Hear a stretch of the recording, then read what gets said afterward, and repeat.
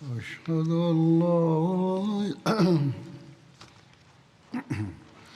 أشهد أن لا إله إلا الله وحده لا شريك له وأشهد أن محمدا عبده ورسوله أما بعد فأعوذ بالله من الشيطان الرجيم بسم الله الرحمن الرحيم الحمد لله رب العالمين الرحمن الرحيم مالك يوم الدين إياك نعبد وإياك نستعين اهدنا الصراط المستقيم صراط الذين أنعمت عليهم غير المغضوب عليهم ولا الضالين.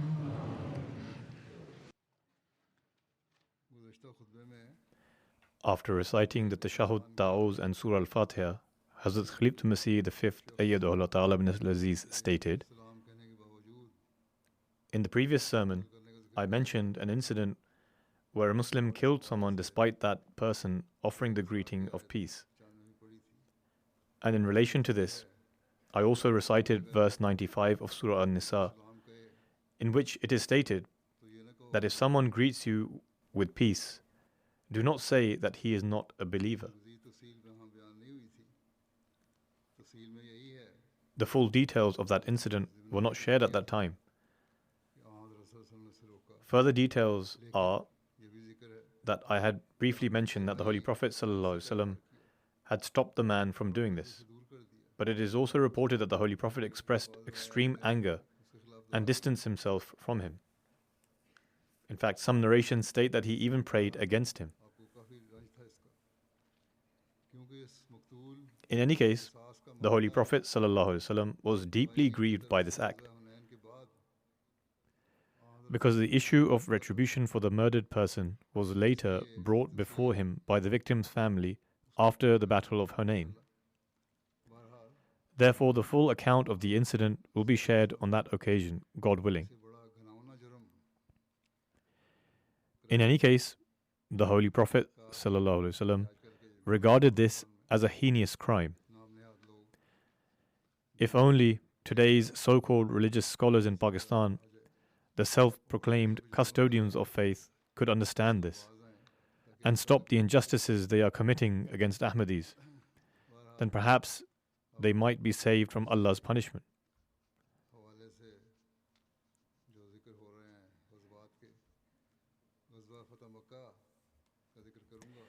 In any case, continuing with the narrations of the various expeditions, I will now speak about the conquest of Makkah, which took place in 8 Hijri.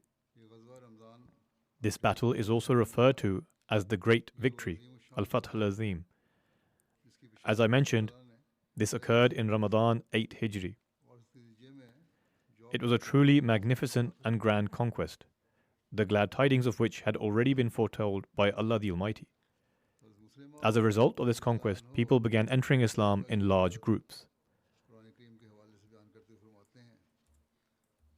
While explaining the glad tidings of the conquest of Makkah, as foretold in the Holy Quran, Hazrat Muslim Maud radiyallahu anhu states, وَقُلْ رَبِّ أَدْخِلْنِي مُدْخَلَ صِدْقٍ وَأَخْرِجْنِي مُخْرَجَ صِدْقٍ وَاجْعَلْ لِي مِن لَّدُنكَ سُلْطَانًا نَصِيرًا.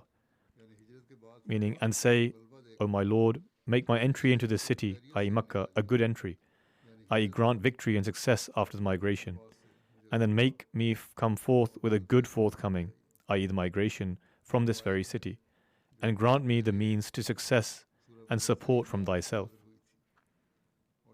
This is the verse of Surah Bani Israel, which was revealed prior to the migration, in which the migration and the subsequent conquest of Makkah were foretold. In Surah Al-Fath, the glad tidings of the conquest of Makkah has been mentioned as follows. لَقَدْ رَضِيَ اللَّهُ عَنِ الْمُؤْمِنِينَ إذ يبايعونك تحت الشجرة فعلم ما في قلوبهم فأنزل السكينة عليهم وأثابهم فتحا قريبا. Meaning, surely Allah was well pleased with the believers when they were swearing allegiance to thee under the tree, and He knew what was in their hearts, and He sent down tranquility upon them, and He rewarded them with a victory near at hand.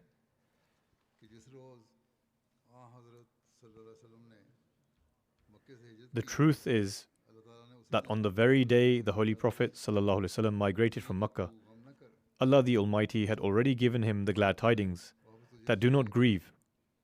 A day will come when I shall return you to this very place. Indeed, it is mentioned that the following verse was revealed during the migration.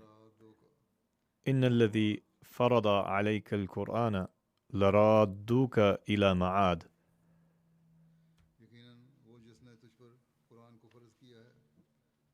Most surely, He who had made the teaching of Quran binding on thee will bring thee back to thy place of return. Imam Fakhruddin Razi, in his commentary on this verse, states that Ma'ad, i.e. the place of return, refers to Makkah. And the reason for this is that it points to the return of the Holy Prophet ﷺ to Makkah on the day of its conquest. According to one narration, at the time of the migration, when the Holy Prophet ﷺ was between Makkah and Medina, he expressed his love for Makkah. At that time, Angel Gabriel descended and said, "Do you feel an attachment to your homeland and place of birth?" The Holy Prophet replied, "Yes." Gabriel then said, Allah the Almighty said, إِنَّ الَّذِي فَرَضَ عَلَيْكَ الْقُرْآنَ لَرَادُّوكَ إِلَى مَعَادٍ.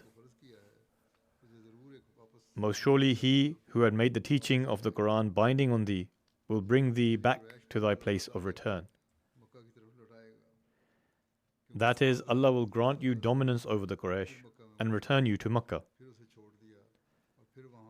For the Holy Prophet ﷺ had been in Makkah, then left it, and eventually returned, and this promise could not have suitably applied to any place other than Makkah.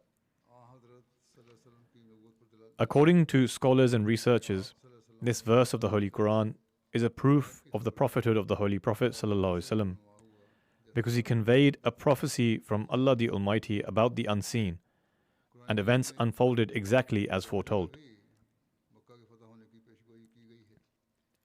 In another place in the Holy Quran, the prophecy of the conquest of Makkah has also been made, in which the Holy Prophet ﷺ, along with all Muslims, are essentially reminded that wherever they go, do not forget that in the end Makkah shall be conquered, and they must also strive, work hard, and pray for it. And in light of this Quranic prophecy, we can say that one of the purposes and central goals of all the battles and military expeditions of the Holy Prophet ﷺ thus far was the conquest of Makkah. Hence, while mentioning this great prophecy of the Quran, وَمِنْ حَيْثُ خَرَجْتَ فَوَلِّ وَجْهَكَ شَطْرَ الْمَسْجِدِ الْحَرَامِ.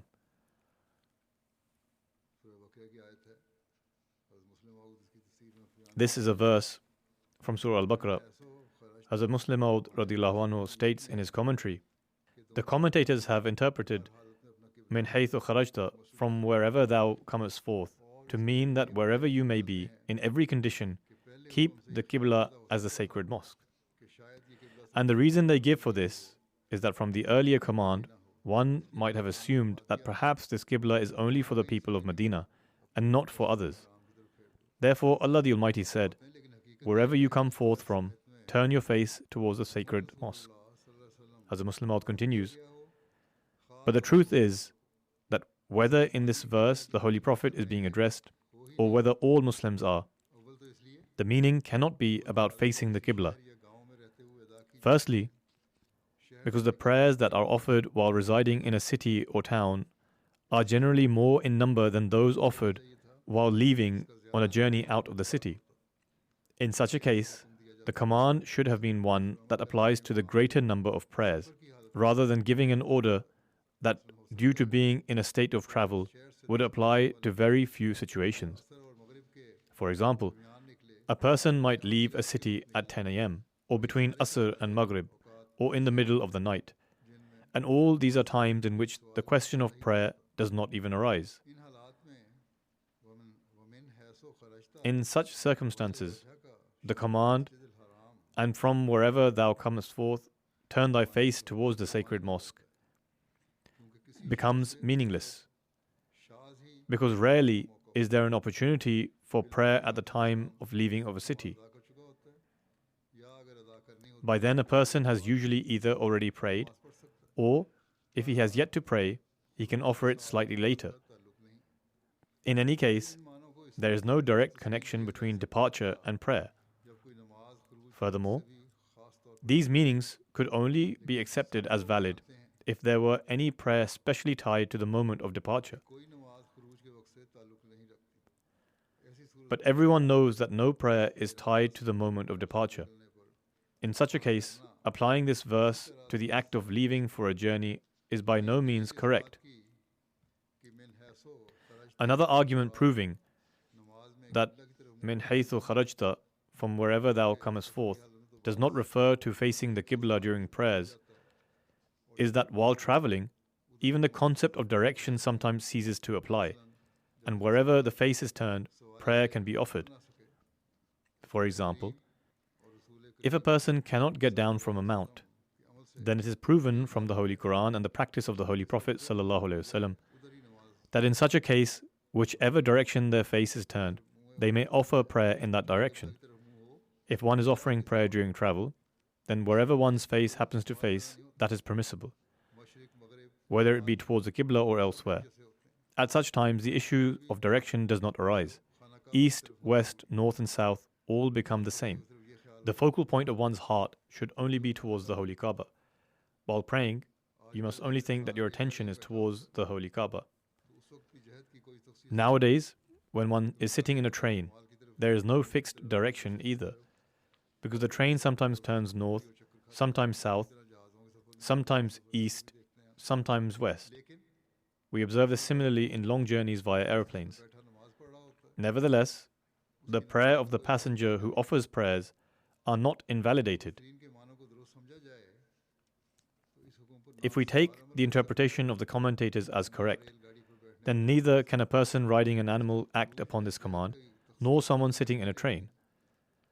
So when direction does not remain fixed during departure, then how can it be correct to interpret this verse to mean that wherever you depart from, face the Kaaba in prayer? Then, this interpretation is also incorrect, because the literal meaning of the words in this verse are, wherever you emerge from, turn your face towards the sacred mosque. In other words, turn your face towards the sacred mosque from whence once you've set out. Now everyone can understand that obligatory prayers cannot be offered while walking. Rather, they are observed by stopping at a place to offer them. Indeed, if the words of the verse were, wherever you are, turn your face towards the sacred mosque, then the interpretation, turn your face towards Masjid al-Haram wherever you may be, could be deemed correct.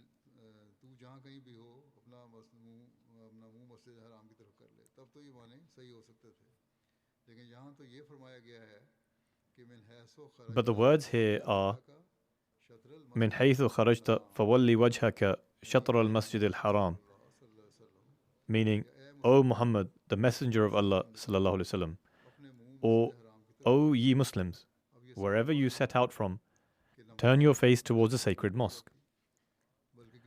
Now it is obvious that the obligatory prayers are not offered while exiting a place, but by stopping somewhere first. Hence it becomes clear that to interpret this to mean offering prayer is incorrect on all fronts. Commentators say that if the connection between the daily prayers and physically exiting from one's place is not acknowledged, then this would be considered repetition, even though this too is incorrect. The only reason they see this as repetition is because they have failed to understand the true interrelation between the various subject matters in the Holy Quran. Wherever they see an apparent conflict in the Quran, they immediately resort to discussing abrogation, hiding behind the practice of saying that one verse is abrogated on account of another, seeking to relinquish themselves of academic responsibility. Even though, if the realities of the Holy Quran that the promised Messiah ﷺ has demonstrated to the world were borne in mind, neither would they see any repetition, nor would there arise the need to declare some verses as abrogated. The fact is that when the Messenger of Allah ﷺ was driven out from the blessed town of Makkah, the enemies of Islam had the opportunity in that moment to raise an objection that since you are the promised one in fulfillment of the Abrahamic prayer and thus connected to the Holy Kaaba, why were you driven out of Makkah? How can you be the true manifestation of the Abrahamic prayer now that you have been driven out from Makkah? It is in response to this objection that God Almighty announced the words, "Min haythu kharajta fawalli wajhaka shatr al-masjid al-haram," that, O Muhammad, Messenger of Allah, sallallahu alaihi wasallam, your being driven out from Makkah is but temporary. We promise you that we shall once again grant you the opportunity to return, and that in fact you shall become victorious over Makkah. However, as is the divine way with God's promises to His servants, He also expects that they will strive towards fulfilling it. It is not that God promises them something, and so they sit on their hands and do nothing to fulfill the divine promise, thinking that now that God has made a promise, He should fulfill it completely by Himself. What need have we to partake in its fulfillment? Lest people begin thinking like this. God Almighty made a promise to the people of Moses ﷺ that they would be given the land of Canaan. Prophet Moses set out with his people towards it. When they reached it, he told his people, "Go ye and fight and conquer this land." But the people of Moses made the mistake of thinking that since God Almighty has promised us this land, He will Himself fulfill it and make it over to us. If we conquer this land, then what use is God's promise? Since God Almighty has made the promise, He ought to fulfill it Himself. We do not need to make any effort to this end. Thus they replied to Moses ﷺ, "Idhab anta wa rabbuka faqatila inna hahuna qa'idun." Meaning, O Moses, you used to say to us that God shall grant us this land. Now the entire responsibility of making good on this promise is upon you or your God. If we ourselves conquer this land, then what good were you or your God? Since you would tell us that it is the promise of God Almighty that this land shall surely be granted to us, therefore go thou and thy Lord and fight, and here we sit. We shall not do anything. Once you conquer the land and hand it over to us, only then shall we enter. Now it may appear that they were correct to say this, because if someone promises to give another person a particular thing, and later that individual comes to claim it, only to be told, "Go and purchase it from the market yourself," everyone would deem such a promise unnecessary, if after all he had to purchase it from the market himself. Thus this argument may seem rational. However, in relation to divine communities, such a notion is utterly unreasonable. That is why God Almighty did not praise the Israelites. He did not say, "You do not need to fight. It is upon us to secure the land and hand it over to you." Rather, He declared, "You have dishonored us. Therefore you shall be deprived of this land. Go and wander in the wilderness for 40 years. You shall not inherit this land. Your new generation shall be its inheritors, for you have shown dishonor to us." Now, such an approach can be considered to be valid and reasonable from a worldly perspective, but from the perspective of a divine mission, it is completely unreasonable and renders one deserving of divine punishment. The reason is that when a human makes a promise, they have no control over heavenly or earthly changes, i.e., a person does not have any influence over the heavenly and worldly changes. Hence, when one makes a promise, it is only in relation to that which lies within their own capacity. But when God Almighty makes a promise, it implies that even if the fulfillment of that promise appears impossible, but through divine help, it shall be fulfilled. the nation which had been enslaved by Pharaoh for centuries, who made bricks and cut wood for him, and engaged in the most degrading tasks, how could they possibly conquer such a great land ruled by a powerful nation such as the people of Ad? It was no easy feat to attain this land. Yet, God had said, though the acquisition of this land appears impossible to you, we promise we shall grant you this land, and you will attain it through our help. Therefore, a divine promise does not mean that one should now remain idle and put forth no effort. Rather, it signifies that when you endeavor towards that goal, God shall assist you and make you triumphant. In essence, there is a distinction between the nature of a divine promise and that of a human. Divine promises that require practical effort necessitate human involvement. To fulfill them, one must strive.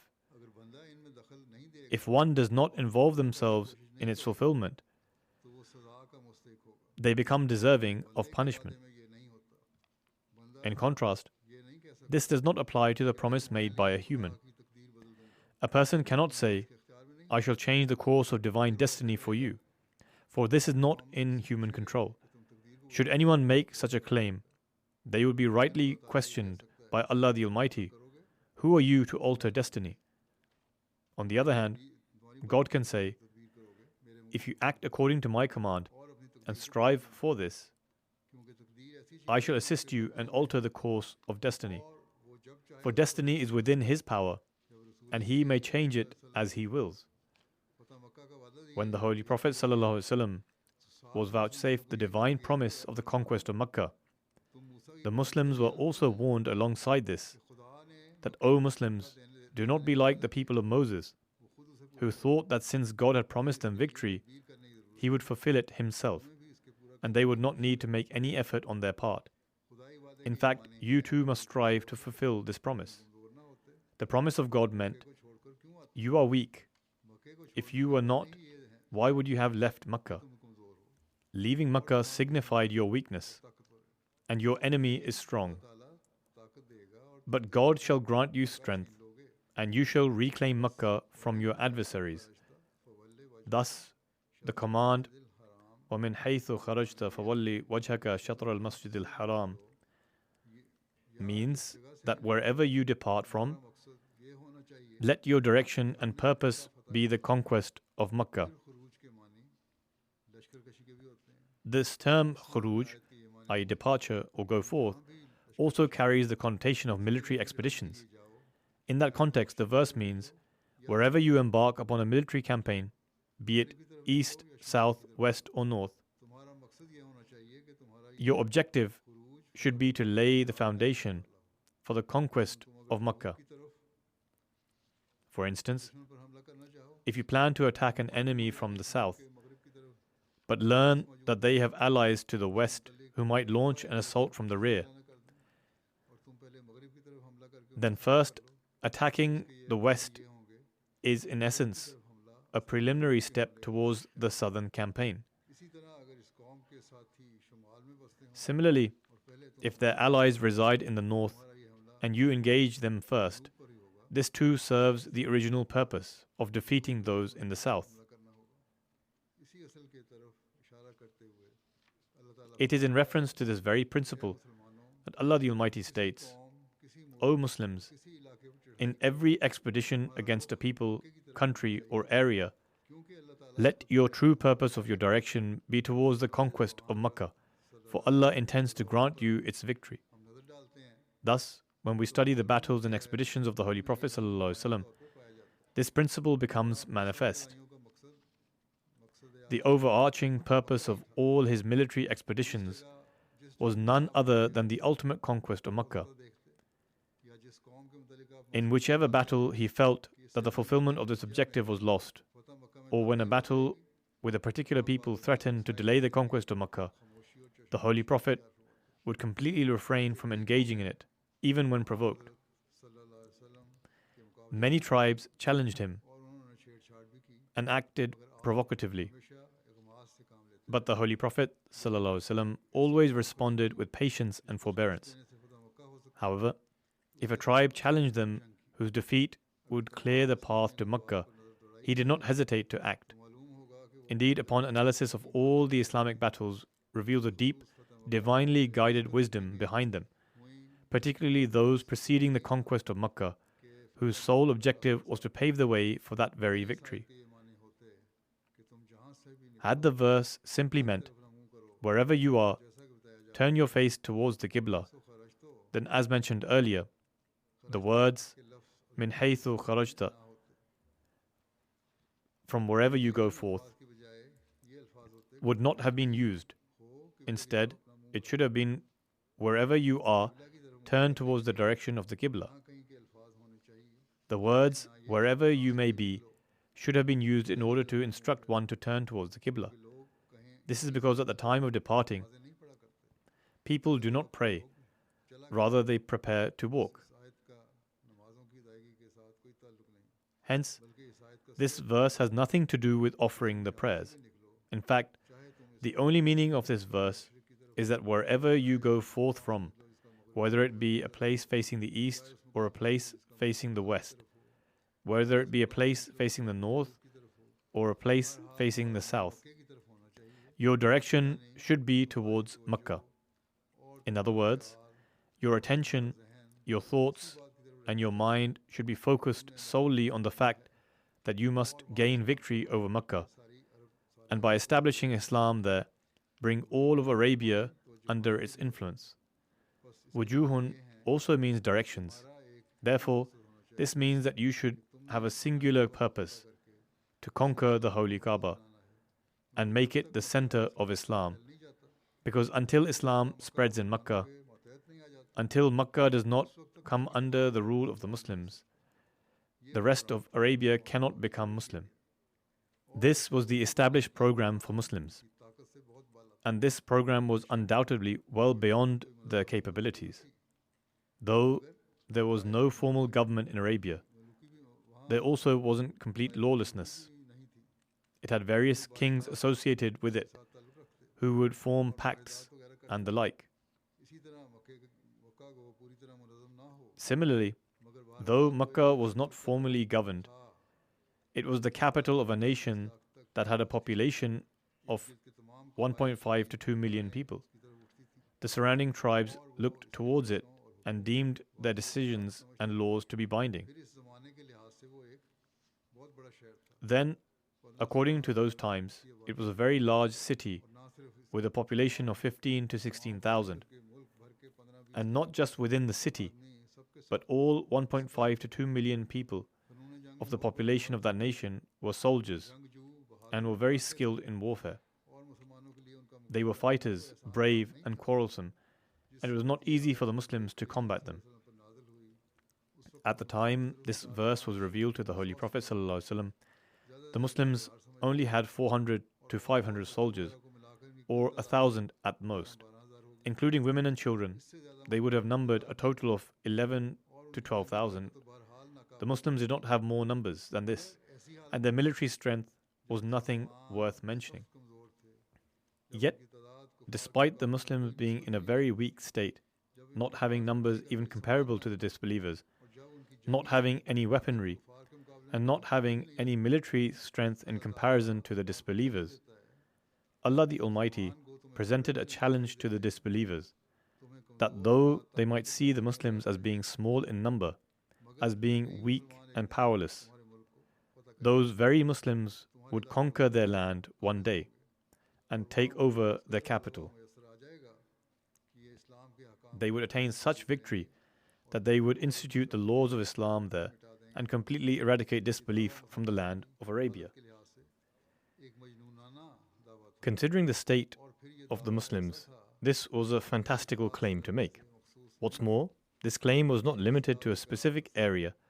Rather, the impact of this claim was wide-ranging and vast, because not only was the victory over Makkah foretold, not only was the conquest of Arabia announced, rather, Christianity was also challenged, Judaism was also challenged, Magism was also challenged, and it was announced with great veracity that Islam would overcome all these religions and become victorious over the entire world.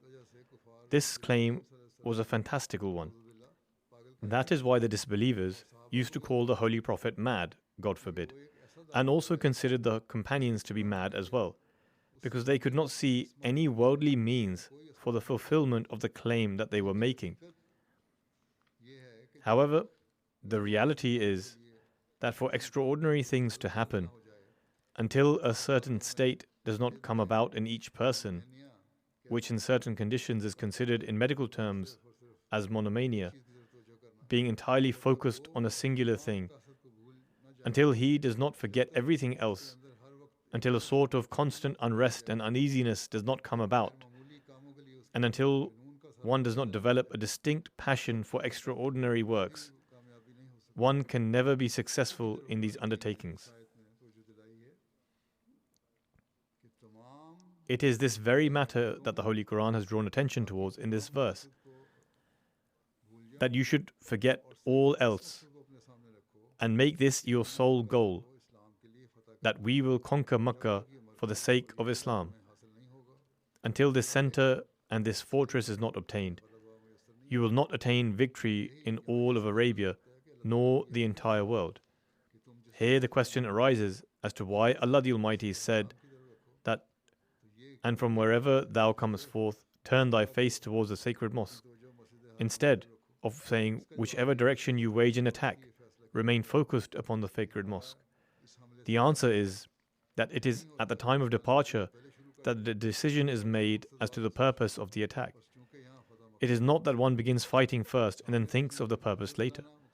Since the purpose here was to draw attention towards keeping the conquest of Makkah in mind, Allah said that at the time of setting forth, consider the implications of your battle upon the conquest of Makkah. If that battle is not helpful towards the conquest of Makkah, then abandon it. However, this should not be taken to mean that Islam gives its followers permission for an offensive war, because history can attest that battles against the disbelievers had started even before this verse was revealed. It should also be remembered that min haythu kharajta, and from wherever thou comes forth, is addressed only to the Holy Prophet, because there would remain no need for Makkah to be conquered in the same way after the Holy Prophet ﷺ, as there was not to be any attack against Makkah after him. Rather, it was to remain entirely under the control of Muslims. In other words, this was a prophecy for the future, that Makkah would never again be physically conquered, because an effective community would be brought about that would maintain the supremacy of Makkah, and it would always remain under the control of Muslims. This commentary and introduction was necessary because the coming mention of the incidents relating to the conquest of Makkah will be easier to understand with this background. The rest will be mentioned in the future, God willing. At this time, I will also mention a martyr and lead his funeral prayer after the Friday prayers. That is of Dr. Sheikh Muhammad Mahmud Sahib of Sargodha, son of Sheikh Mubashir Ahmed Sahib of Delhi. Opponents of Ahmadiyyat opened fire and martyred him on 16th of May. Verily to Allah we belong, and to Him shall we return. According to the details, on the day of the incident, Dr. Sahib was returning with his family from offering the Friday prayers to the Fatma Hospital in Sargodha, where he practiced. He entered the hospital, crossed the main entrance, and reached the corridor across the emergency, and was walking towards his room, when a person who was already there and had been following him took out a pistol from a shopping bag and shot him in the back. He was struck by 2 bullets, which went through him. He was immediately taken to the civil hospital. However, he could not endure the wounds, upon which the respected Dr. Sahib became a martyr. Verily to Allah we belong, and to Him shall we return. Following the incident, the assailant, brandishing his weapon, fled from outside the hospital on a motorbike, accompanied by an accomplice. At the time of his martyrdom, the deceased was 59 years old. Ahmadiyyat was introduced to the martyr's family through his great-grandfather's brother, Hazrat Safraz Hassan Dehlvi Sahib radiyallahu anhu, who had the honor of accepting Ahmadiyyat by pledging allegiance to the promised Messiah alayhi salam. Subsequently, the martyr's great-grandfather, respected Babu Ijaz Hussain Delvi Sahib, also pledged allegiance through his brother's influence. Both the martyr's great-grandfather Babu Ijaz Hussain Sahib and grandfather Babu Nazir Ahmed Sahib had the honor of serving successively as emirs of Jamaat in Delhi. The martyr completed his FSc from FC College Lahore, then enrolled at Rawalpindi Medical College, graduating with an MBBS degree in 1990. After obtaining his MBBS, he passed the Punjab Public Service Commission exam and served for 4 years at Services Hospital and Jinnah Hospital in Lahore. In 1998, he was granted membership of the Royal College of Physicians UK, and in 2021, he was honoured with a fellowship from the same institution. The deceased martyr moved to Sargodha in 2001, motivated primarily by a desire to serve humanity. He became the first specialist in liver and stomach diseases in the Sargodha district. In Sargodha, he joined a private hospital where he enjoyed an excellent relationship with the hospital owner. However, the owner had a political background and intended to contest the National Assembly elections in 2018. Facing threats from religious clerics, the owner was forced to ask the doctor to leave the hospital and that he could no longer work there. Consequently, Dr. Sahib departed and joined another hospital.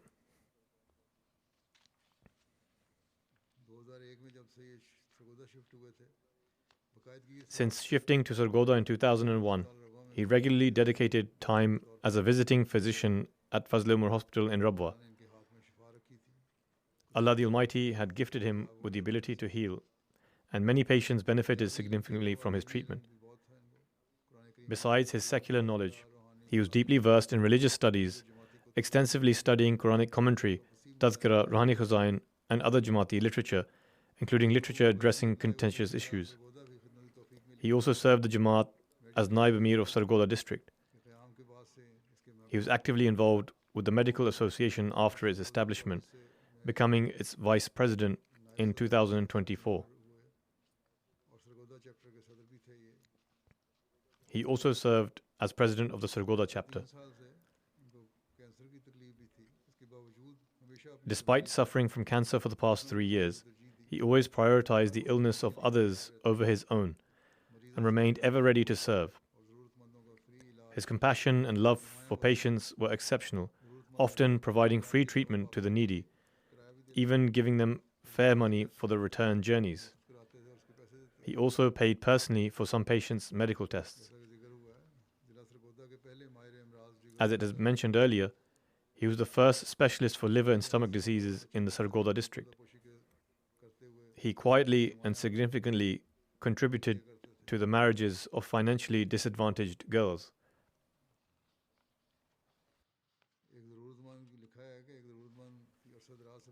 One such individual narrates that Dr. Sahib regularly assisted him financially for a long period.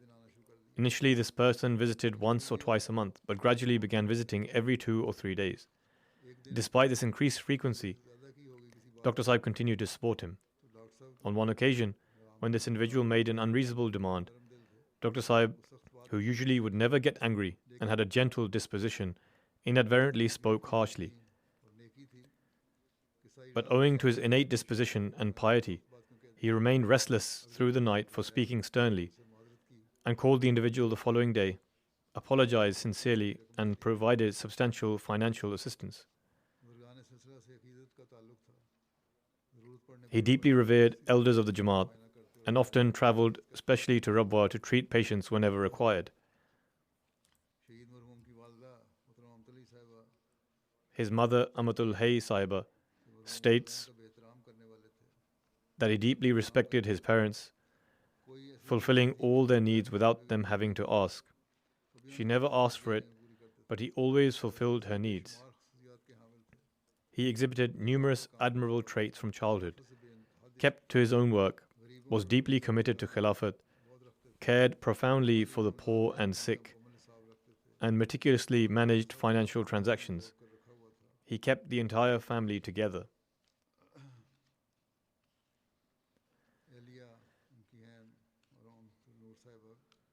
His wife, Amatul Noor Sahiba, mentions that he constantly advised their children to remain connected with the Jamaat.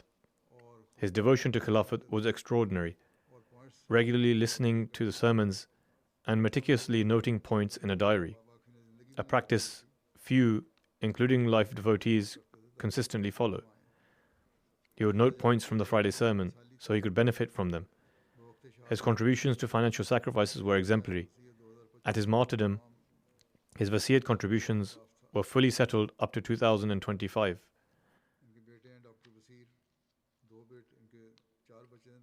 He has 4 children, including 2 sons, one of whom is a doctor, and 2 daughters. His son, Dr. Basir, recounts how he always emphasized maintaining a strong bond with Khilafat. His daughter, Saima, describes him as an exceptionally affectionate father who advised her after her marriage that after moving in with her in-laws, she should remain attached with the Jamaat and never refuse the opportunity and honor to serve it. She notes he consistently found ways to integrate Jamaat service into general activities.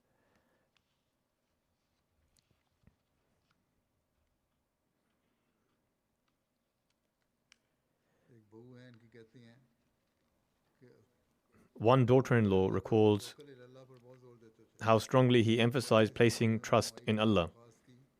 Whenever asked for guidance, he always started and ended his advice with prayers.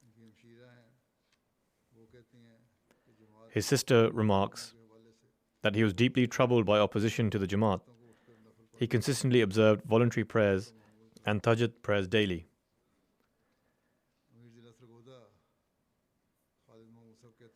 The Emir of the Sargodha district, Khalid Mahmud Sahib, describes him as a great humanitarian, a humble man characterized significantly by humility and service to humanity. Majority of the time he would return the fees of the poorer patients.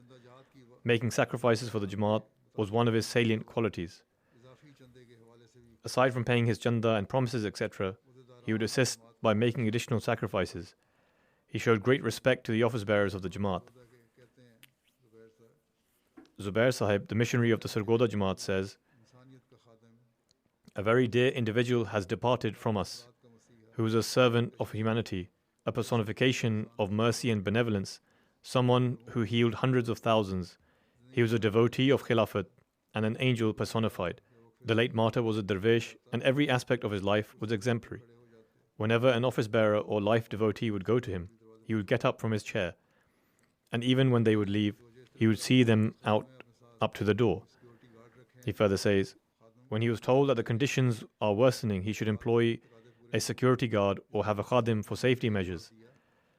Dr. Sahib would reply, "I could indeed keep a guard or an attendant with me for security, but I cannot bear the thought that, God forbid, if someone were to come to kill me, another person might lose their life on my account." Although the opponents had distributed leaflets throughout the district inciting that he was deserving of death and such punishment, he never paid any heed to such threats. The list that the opponents had compiled of Ahmadis who were to be targeted featured Dr. Sahib's name at the very top.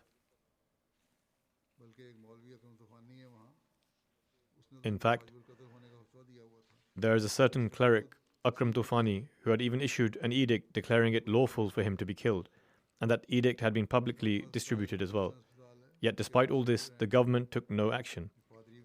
The administrator of Fatima Hospital, which is a Christian hospital, and himself a pastor, remarked, "A servant of humanity and a noble soul has departed from us. Our hearts are overwhelmed with grief." In fact, this gentleman, who is a Christian, came to Rabwa to attend the funeral of the deceased, along with members of the hospital's administrative staff and other colleagues. Social and print media also covered the martyrdom of Dr. Sahib. An assistant commissioner wrote a post, "This is all that they can do, as they are unable to take any real action, for they lack the courage to stand up to the clerics or to take any decision against them.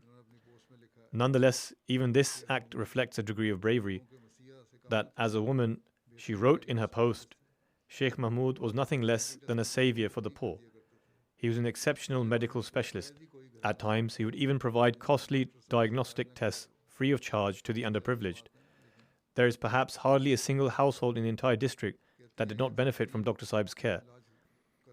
She is not part of the Jamaat, but she praised him, saying that he would often treat patients for free of charge, and that this is, in her view, a tremendous act. She said, I say this with full awareness because I myself am a doctor. Dr. Sahib could have gone abroad to any country and earned a great deal of wealth, living a life of luxury. But he chose instead to stay in Sargodha and devote himself to serving humanity." She further says, "Today, for the first time, I have wept over the passing of someone with whom I had no personal connection. It was only a bond of humanity. This gentleman had bestowed immense favors upon the servants of God. If one were to ask what his crime was, the answer is that his only crime was that he was an Ahmadi." Another doctor wrote, "Dr. Sahib was the first medical specialist in Sargodha to have completed the ARCP. Despite his exceptional competence and seniority, even to this day he performed procedures at the lowest rates in Sargodha. He was murdered solely because of his faith. Is there any law left in this country?" A journalist and anchor from a private television channel wrote, "I have no words to condemn this barbaric and utterly tragic act. It is beyond expression." Another journalist remarked, "This has gone on for far too long. In order to save Pakistan, extremist groups and organizations must be stopped. It is imperative to ban these extremist organizations if we are to put an end to such activities which violate basic human rights and target Ahmadis. There is such fear of these so-called custodians of faith that even the government, law enforcement agencies, and the courts are powerless before them."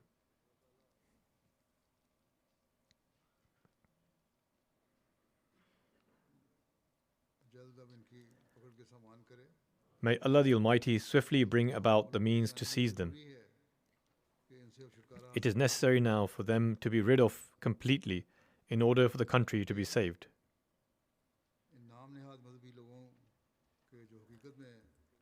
Because these so-called religious people, who are in fact carrying out extremism in the name of religion, are bent on seeking to destroy the country.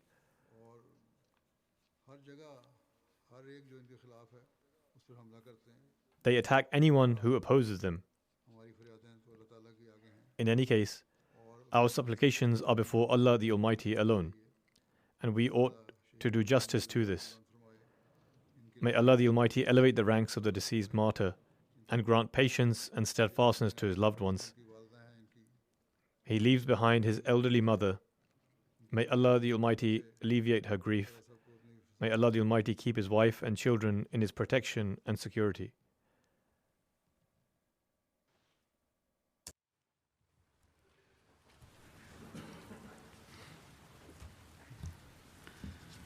Alhamdulillah, alhamdulillah, nahmaduhu wa nasta'inuhu wa nastaghfiruh wa nu'minu bihi wa natawakkalu alayhi wa na'udhu billahi min shururi anfusina wa min sayyiati a'malina.